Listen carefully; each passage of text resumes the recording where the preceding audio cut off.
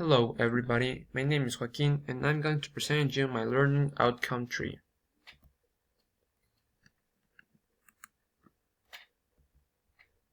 First, let's talk about some recent events.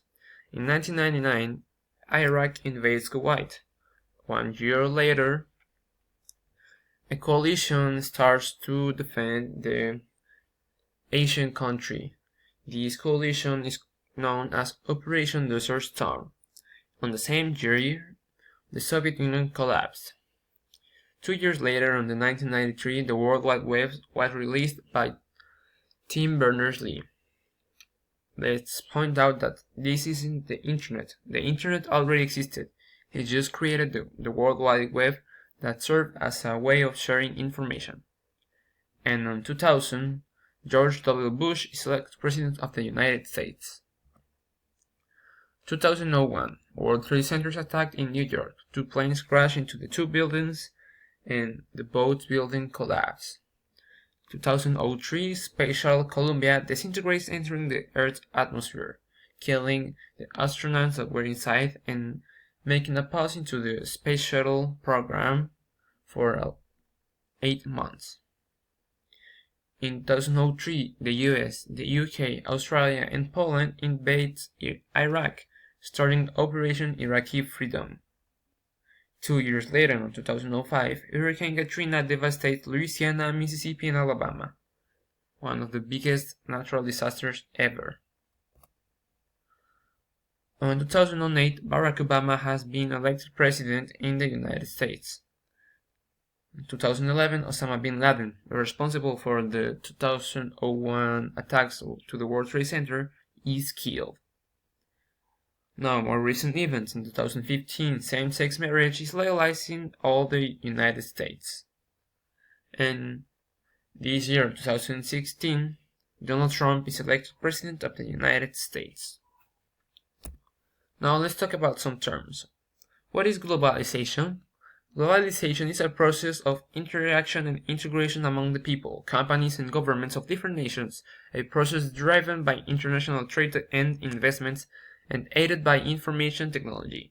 This process has effects on the environment, on culture, on political systems, on economic development and prosperity, and on human physical well-being in societies around the world. Policy and technological developments of the past few decades have spurred increases in cross-border trade, investment, and migration so large that many observers believe the world has entered a qualitatively new phase in its economic development. This current wave of globalization has been driven by policies that have opened economics domestically and internationally, like the NAFTA here in North America. In the years in the Second World War, and especially during the past 2 decades, many governments have adopted free market economic systems, vastly increasing their own productive potential and creating myriad new opportunities for international trade and investment. Governments also have negotiated dramatic reduction in barriers to commerce and have established international agreements to promote trade in goods, services, and investments. Taking advantage of new opportunities in foreign markets, corporations have built foreign factories and established production and marketing arrangements with foreign partners. A defining feature of globalization, therefore, is an international industrial and financial business structure.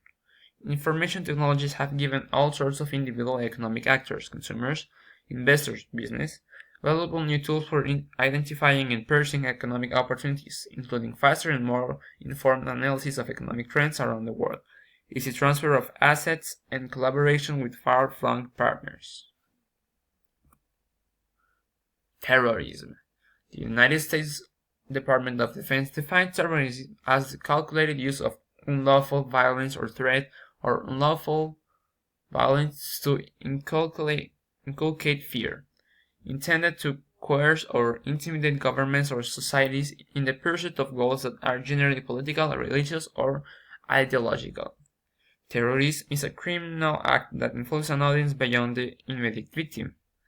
The strategy of terrorists is to commit acts of violence that draw the attention of the local populace, the government, and the world to their cause. The terrorists plan their attack to obtain the greatest publicity, choosing targets that symbolize what they oppose. Now, the unipolar world. unipolarity is used to describe the power of structure when one superpower dominates alone. The end of Cold War meant that the previous decade's superpower rivalry now had ended. There was no longer the traditional East versus West conflict, at least not the way it had been earlier in the 20th century. The United States surfaced as the sole dominant power in the world politics as there were no real challenges to their hegemonic position. This allowed greater room for the superpower to maneuver and to get involved in international issues that not necessarily coincided with national interest. Structural realist states that unipolarity is unstable because it's progressing toward multipolarity, as other powers will seek to break the hegemony of the superpower.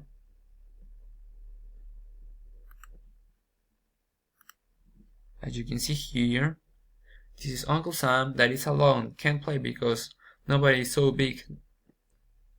Nobody is big enough to play with him. But here you can see how a small population is starting to rebel against him. Now the digital era, or the age of information. Technological changes brought dramatic new options to Americans living in the 90s, from the beginning of the decade until the end.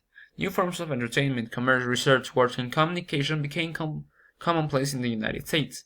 The driving force behind much of this change was an innovation popularly known as the Internet. Personal computers had become widespread by the end of the 1980s. Also available was the ability to connect these computers over local or even national networks. Through a device called modem, individual users could link the computer to a wall of information issued conventional phone lines. The Internet was developed during the 1970s by the Department of Defense. In the case of an attack, military advisors suggested the advantage of being able to operate one computer from another terminal. In the early 90s, the World Wide Web was developed in large part for commercial purposes.